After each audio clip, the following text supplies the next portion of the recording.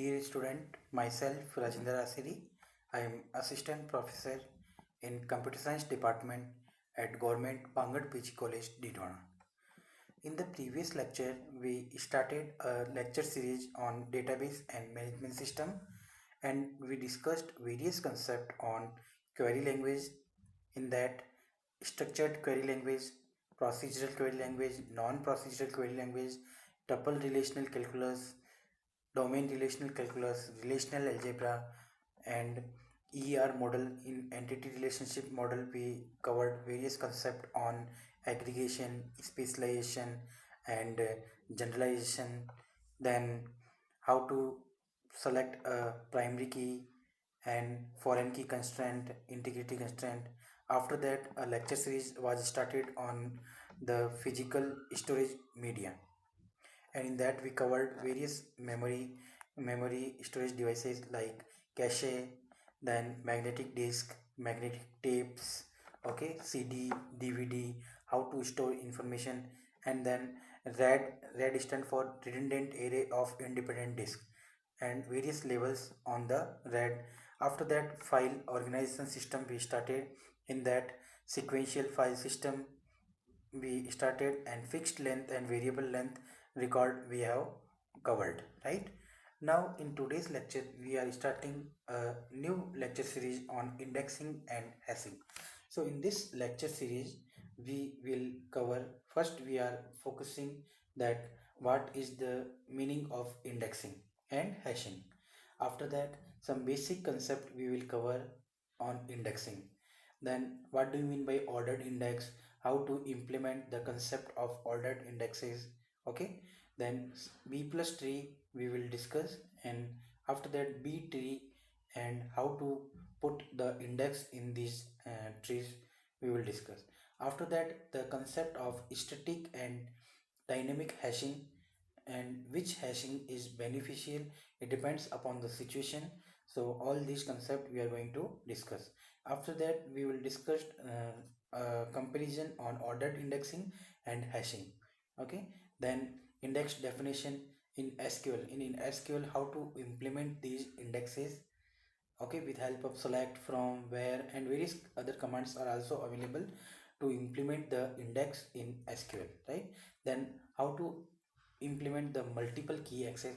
So all these concept like indexing and hashing, some basic concept, then ordered indexes, b plus tree, b tree, binary tree, static and dynamic hashing, comparison between ordered indexing and hashing, then index definition in SQL, and multiple key access. All these concept we are going to cover in this lecture series, right? So first basic concept, what do you mean by indexing? This question is arising in mind of all of you. Yes or no, dear student? Yes. So what is indexing? Indexing mechanism used to speed up access to desired data. If we want to access any data, if we want to access any data from a file or database, then indexing helps in speeding up to access the desired data. Example, author catalog in library. Suppose in a library, if we visit our college library, then we will see that there are various books, and if there is no ordering or no cataloging is done, then it is very tough to find a desired book, okay. But if we have done the author catalog or title catalog in the library, then it is very easy to find out the required book, right? So this is called as indexing mechanism, right? Next is search key.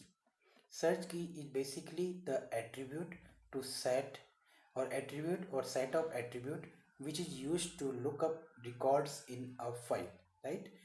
Now an index file consists of various record, which is called as index entry of the form.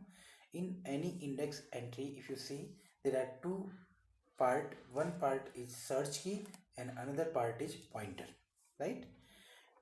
Now index files are typically much smaller original than the original file. Okay. Now two basic kind of indexes are First is ordered and another is unordered indexes, right? Or hash indexes. In ordered indexes, the search keys are stored in sorted order, in sorting manner. In hash indexes, the search keys are distributed uniformly, right? Now, index evolution matrix or index evolution matrices. Now, access types supported efficiently, like records with a specified value in the attribute, or it records with an attribute value falling in a specified range of values. Okay. Next is access time. Third one is insertion time, deletion time, and space overhead. These all are the evaluation metrics on the indexes, okay, which is called as index evaluation matrices. Next is ordered indexes. So in an ordered index, index entries are stored sorted on the search key value. Example, author catalog in library. Okay, so in ordered index, the index entries are stored on the search key value. Means suppose in library, author catalog in library. Okay, now primary index. In a sequentially ordered file, the index whose search key specifies the sequential order of the file, also called as clustering index, right? The search key of a primary index is usually but not necessarily the primary key. Okay, so ordered index we already done. In primary index, it is a sequentially ordered file. The index whose search key specifies the sequential order of the file. Now it is also called as clustering index. The search key of a primary index is usually but not necessarily the primary key. Okay. Secondary index, an index whose search key specifies an order different from the sequential order of the file, and it is also called as the non-clustering, also called as non-clustering index. Now index sequential file. It is ordered sequential file with a primary index. It's called as index sequential file. Next is dense index file. So dense index file means index record appear for every search key in the file. If you see, there are various search keys available. Suppose Brighton, downtown, Manus, Paris, Redwood, and Roundhill. So for every entry, every search key, there will be an entry corresponding to that. Okay, record will appear. That's why it is called as what? Dense index. Okay, the index record which appear for every search key in the file. So corresponding to Brighton, there is an entry, downtown, Manus, Paris, Redwood, some other entries also there, and this is the main actual file. If you see, the first record is pointing to second, second pointing to third, third pointing to fourth, and so on. So in this manner, the records are arranged in a dense index manner, right? Now next is sparse index file. Sparse index, it contains index record for only some search key value. Means for some search key value, the entries are missing. Okay, for some search key value, the entries are missing. That's why it is called as what? Sparse index. Now these are applicable when records are sequentially ordered on the search key, right? If they are sequentially ordered, then only sparse index is applicable, right? To locate a record with search key value k, we find index record with largest search key value less than k. Largest search key value less than k, and second, search file sequentially starting at the record to which the index record points. So if you see here, Brighton, Manus and Redwood, these three entries are there.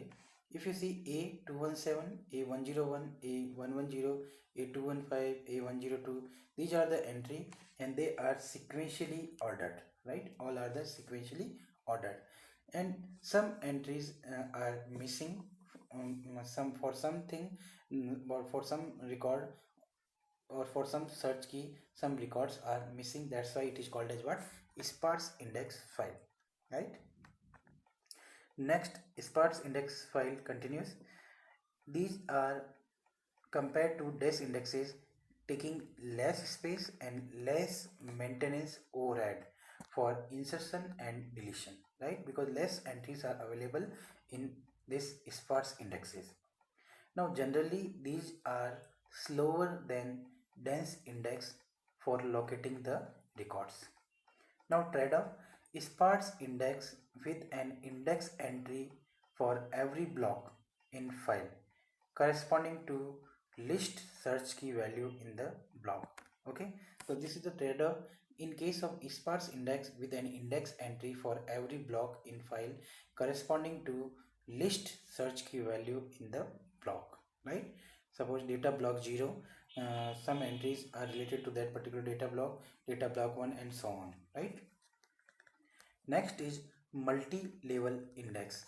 As the name implies, if primary index does not fit in the memory, then access becomes expensive, right? So the solution is that treat the primary index kept on disk as a sequential file and construct a sparse index on it, right? So what will happen? We are making two indexes. One is outer index and another is inner index. So what is outer index?